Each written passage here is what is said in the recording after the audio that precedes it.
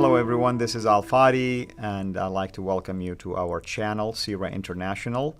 And today we are going to launch, me and Dr. J. Smith, a new series. It's almost like a continuation of something we started almost a year ago. Some of you probably are familiar with a series that we did last year called The Unknown History of Islam. And most of the work that we did at that time was based on the work that was done by a dear brother. His name is Dan Gibson. Today we are going to continue a similar history related to the emergence of Islam and a critical assessment of that. But the highlight here throughout the series will be on the work that is exclusive to Dan Gibson. We want to give glory to God, of course, and give credit to our brother for the hard work that he has done and continues to do. Many of the discoveries that he made or the analyses and assessment that he pointed to in his books have been extremely helpful to both of us and others as well. With me here, as I mentioned, Dr. J. Smith, and I'd like to turn the mic to you, brother, and welcome you and ask you to give an introduction to our dear brother Dan and his background. Yeah, thank you, Al Fadi. You notice everything that we do is dependent on other people's research. Now, we do our own research as well, but almost everything that we have been recording comes from other people who have asked us or have given us to disseminate it to get it out into the outside world. So we did Dan Brubaker's material earlier. Correct. Now we're going to another Dan. This is Dan Gibson, which we did formally last year. We also did Sarah Lumgar's material on slavery last year. Now, there's a reason for that, and that is because all of these are part of what we know as the historical critique, which is that umbrella area of research that asks question how Islam began, what they did in the 7th century, 8th and 9th century, how the Quran was formed, what we know of the earliest manuscripts, what we know about slavery in Islam. And the material that was the most popular last year of all of ours that we recorded was on this emergent. How did Islam actually emerge? That's right. You remember we talked about whether or not Muhammad had anything to do with it. Correct. And what was our conclusion? It appears that no. No, it doesn't look like Muhammad had anything to do with it. Abdul Malik probably is the one. Yes, in fact, it's fascinating. The earliest material that we could see were the Maghazi documents from Ibn Ishaq, and also then incorporated into Ibn Hisham's material in 833, 9th century. The earliest material that he refers to are these raids, these Maghazi, these raids. It looks like this man Muhammad was nothing more than a brigand, a raider, who got booty and brought it back to enrich himself and those who raided with him. And so when you look at that's a historical problem, because if that's all that we know about this man, there's no reference to him in any Arab sources from the 7th century that we can see.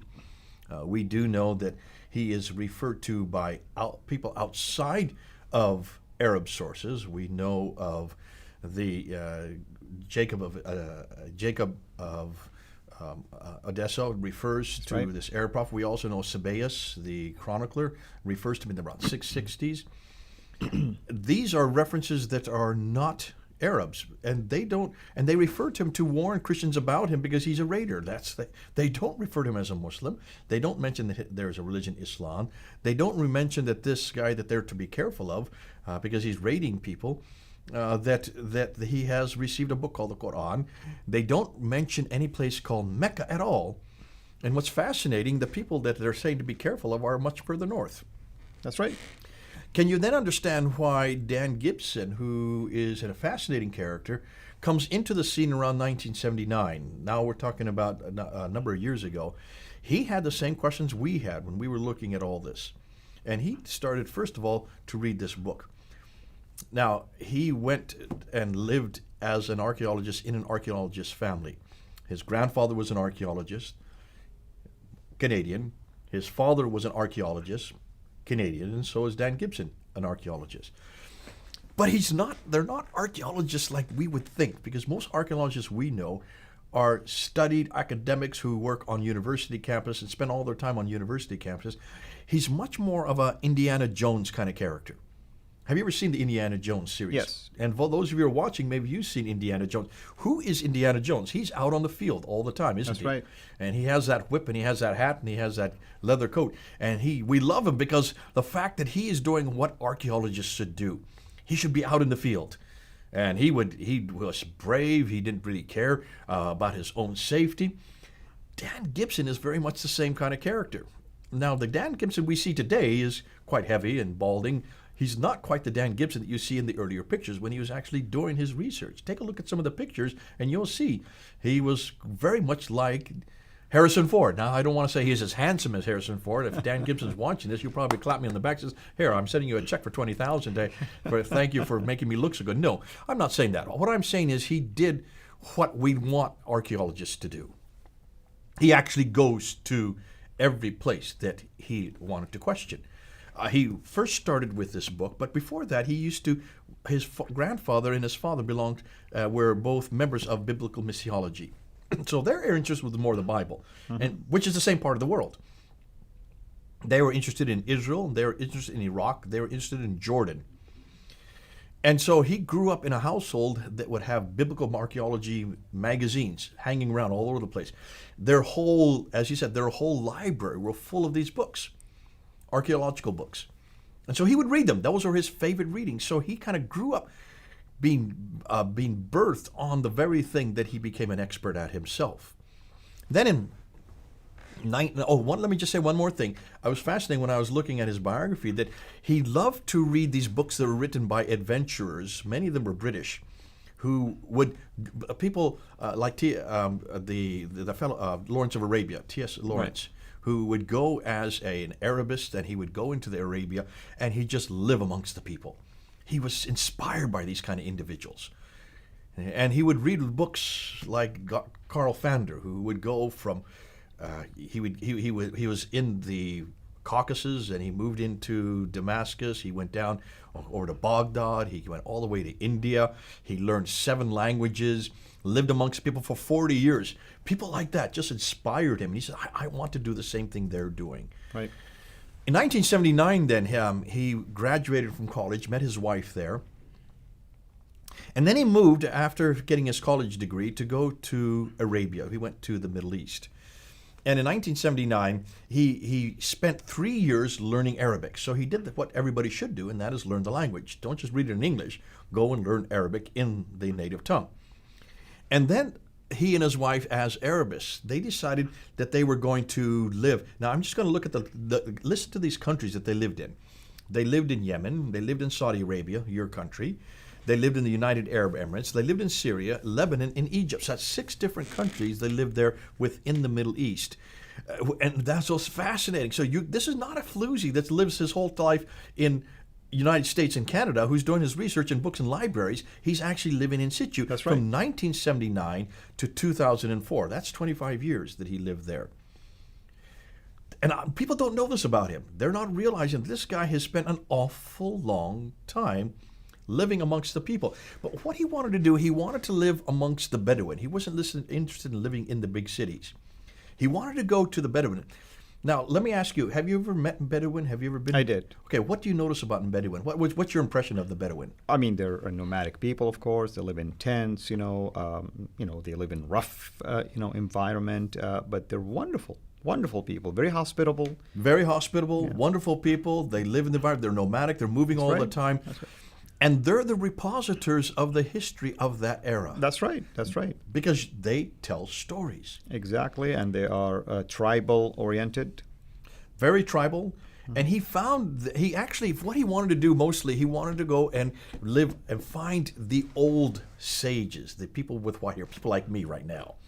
You're not there quite yet. You'll get your white mantle. You're starting jealous, to get it right? in your beard right now. You're jealous. No, you're jealous because I'm the one. I'm the one that has all the wisdom because I've lived longer. And he knew that. He knew that the best people to go to are not the young upstarts, not the ones that were coming out of the cities. He wanted to go to the old men who had actually lived there and heard the stories, and he wanted to listen to their stories. Because he was kind of bothered by some of the things he saw here. We're going to get into that. That's right. And then he listened to their stories. These are the poets. These were the wise men. And as he listened to their poets, they would relate these stories and these practices and these conversations. But what was interesting, he noticed that they also embellished a lot of these stories. Because he would go to one man, he'd hear the same one story here. Then he'd go, now tell me the story about the camel herd. Tell me the story about the great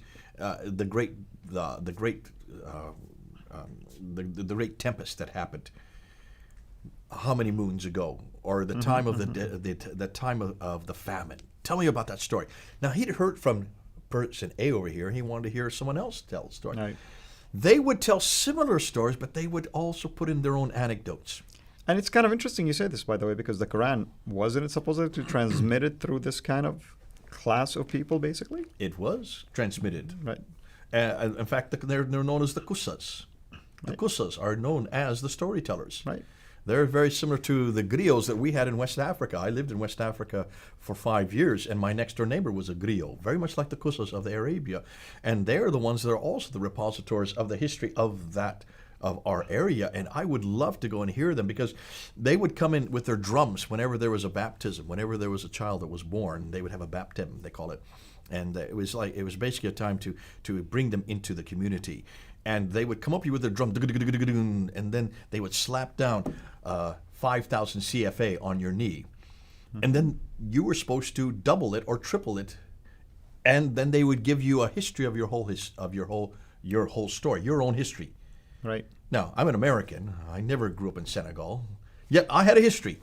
And it was fascinating. If I just kept it at 5,000 and didn't double it or triple it, they would tell me a history that was absolutely fraudulent, but it was made up of dacoits and all kinds of thieves and all kinds of prostitutes, all kinds of bad people. And he would shame me in front of everybody. But if I doubled it and I tripled it, I would get royalty in my family. I had no idea that I came from Africa, and I had no idea. And I would love this, because now it's part of the tradition of what griots do. Kusa is very much the same thing. And he noticed that as he was going through and listening to these griots, he thought he went there as a Canadian thinking, oh, these are the best people to get the stories from, until he realized the stories were always being changed, and they were always adding things and subtracting things. The two would not have the same stories. And he realized that there was a problem with oral tradition.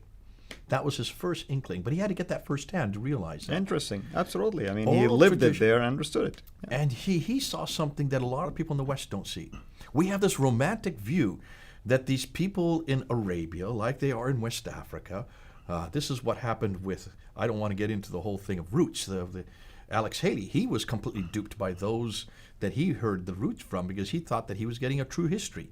Until some people from Chicago University went the year after the roots was written and went to the same griot that he got his story from, and got a completely different story because he gave him different amounts of money. Right. Now that's something that Western